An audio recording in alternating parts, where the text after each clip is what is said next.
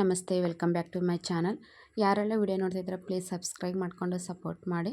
ಹಾಗೆ ಇವತ್ತು ಹೊಳೆ ಗಂಗಮ್ಮನ ಪೂಜೆ, ಅದಕ್ಕೆ ನೈವೇದ್ಯಕ್ಕೆ ಬೇಕಾಗಿರೋದು ಎಲ್ಲ ಅಡುಗೆ ಎಲ್ಲ ರೆಡಿ ಮಾಡ್ಕೊತಾ ಇದ್ದೆ. ಫಸ್ಟ್ ಬೇಳೆ ಎಲ್ಲ ಬೇಯೋದಕ್ಕೆ ಹಾಕ್ಕೊಂಡು, ನಾನು ಬೇಳೆ ಬೇಯೋದಕ್ಕೆ ಹಾಕಿದರೆ ಜಾಸ್ತಿ ನೀರಿಟ್ಟು ಹಾಕ್ಬಿಡ್ತೀನಿ. ಈ ಕಟ್ಟಲ್ಲಿ ಸಾಂಬಾರು ಮಾಡಿದರೆ ತುಂಬ ಟೇಸ್ಟಿಯಾಗಿ ಬರುತ್ತೆ, ಮತ್ತು ಬೇರೆ ಯಾವುದೇ ನೀರು ಹಾಕ್ಕೊಬಾರ್ದು. ಹಾಗೆ ಅದು ಬೇಳೆ ಬೇಯೋದಷ್ಟೊತ್ತಿಗೆ ನಾನು ಪಲ್ಯ ಹಾಗೆ ಕೋಸಂಬರಿ ಸಾಂಬಾರಿಗೆ ಪ್ರತಿಯೊಂದಕ್ಕೂ ಎಲ್ಲ ರೆಡಿ ಮಾಡಿಕೊಂಡು, ನನ್ನ ಮಕ್ಳಿಗೂ ಜಳಕ ಮಾಡಿಸ್ಬರ್ಕೆ ಬೇಳೆ ಎಲ್ಲ ಬೆಂದಿದ್ವು, ಅವಕ್ಕೂ ಬೆಲ್ಲ ಹಾಕ್ಕೊಂಡು ರೆಡಿ ಮಾಡ್ಕೊಂಡು ಇಟ್ಕೊಂಡೆ. ಸೈಡಿನವೆಲ್ಲ ಚಿಕ್ಕ ಪುಟ್ಟ ಅಕ್ಕಿ ಪಾಯಸ ಪಲ್ಯ ಈ ಥರದವೆಲ್ಲ ಮುಗಿಸಿ ಲಾಸ್ಟು ಹೋಳಿಗೆ ಮಾಡಿಕೊಂಡು ನೈವೇದ್ಯಕ್ಕೆಲ್ಲ ಮಾಡಿಕೊಂಡೆ. ನೈವೇದ್ಯ ಎಲ್ಲ ಮುಗಿಸ್ಕೊಂಡು ಫಸ್ಟ್ ಹೊಳೆಗಂಗಮ್ಮನ ಪೂಜೆ ಹೋಗೋಣ ಅಂದು ರೆಡಿಯಾಗಿ ಅಲ್ಲಿ ಹೊಳೆಗಂಗಮ್ಮ ಪೂಜೆ ಬೇಕಾಗಿರೋದು ಎಲ್ಲ ಪೂಜೆ ಐಟಮ್ಸ್ ಎಲ್ಲ ರೆಡಿ ಮಾಡಿಕೊಂಡು, ಉಡಿ ಸಾಮಾನು ಹಾಗೆ ಕಂಕಣ ಪ್ರತಿಯೊಂದು ರೆಡಿ ಮಾಡಿಕೊಂಡು ಎಲ್ಲರೂ ಹೊರಟಿವಿ. ಇಲ್ಲಿ ಹೊಂಡಕ್ಕೆ ಬಂದು ಪೂಜೆ ಎಲ್ಲ ಸ್ಟಾರ್ಟ್ ಮಾಡಿಕೊಂಡೆ. ಇದೇ ಬ್ಯಾಡಗಿ ಹೊಂಡ ಇದು. ಇಲ್ಲೇ ಗಂಗಮ್ಮ ಪೂಜೆಗೆ ಬರ್ತಾರೆ.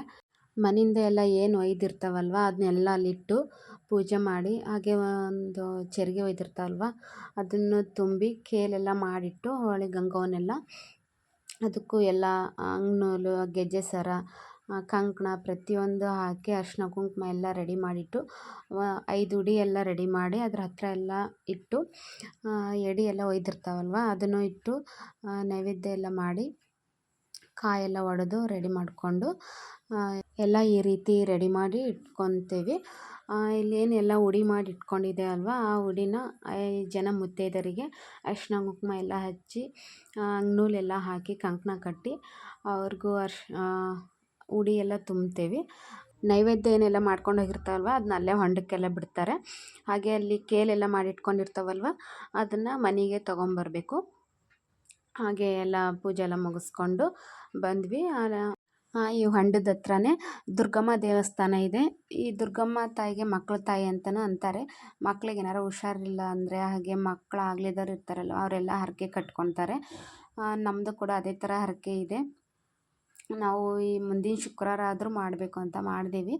ಹಾಗೆ ಅಲ್ಲಿ ಸ್ವಲ್ಪ ಹೊತ್ತು ಕೂತ್ಕೊಂಡು ಬಂದ್ವಿ. ಅಲ್ಲಿಗೂ ನೈವೇದ್ಯ ಎಲ್ಲ ಒಯ್ದಿದ್ವಲ್ಲ ಅಲ್ಲಿ ನೈವೇದ್ಯ ಎಲ್ಲ ಮಾಡಿಸ್ಕೊಂಡು ಬಂದ್ವಿ. ಇದೇ ದುರ್ಗಮ್ಮ.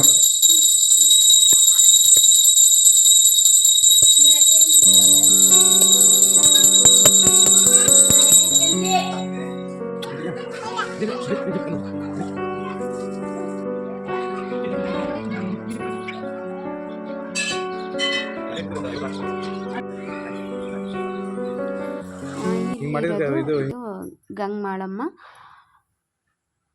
ಅಲ್ಲಿಗೂ ಹೋಗಿ ಕೈ ಮುಕ್ಕೊಂಡು ಬಂದ್ವಿ. ಮನೆಗೆ ಬಂದಮೇಲೆ ಈ ಬ್ಯಾಡಗಿ ಗುತ್ಯಮ್ಮ ದೇವಸ್ಥಾನ ಇದು ಶುಕ್ರವಾರ ಇದೆ ಅಲ್ವ, ಶ್ರಾವಣ ಶುಕ್ರವಾರ ಅಂದು ಅಲ್ಲಿಗೆ ಹೋಗಿ ಕೈ ಮುಕ್ಕೊಂಡು ಬಂದ್ವಿ. ಬಂದಮೇಲೆ ಎಲ್ಲರೂ ಊಟ ಮಾಡೋಣ ಅಂತ ಕೂತ್ಕೊಂಡಿದ್ವಿ.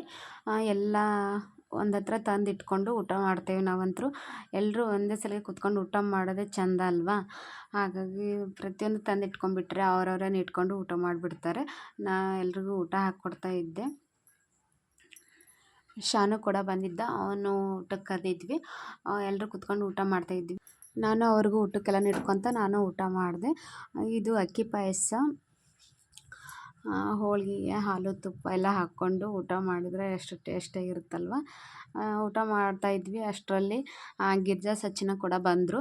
ಅವ್ರಿಗೂ ಊಟ ಮಾಡು ಅಂತ ಅಂದರೆ ಅವ್ರ ಮನೇಲಿ ಇದೇ ಸ್ಪೆಷಲ್ ಅಲ್ವ, ಎಲ್ಲ ಊಟ ಮಾಡ್ಕೊಂಬಂದಪ್ಪ ನಮಗೆ ಏನು ಬೇಡ ಅಂತ ಇದ್ದರು.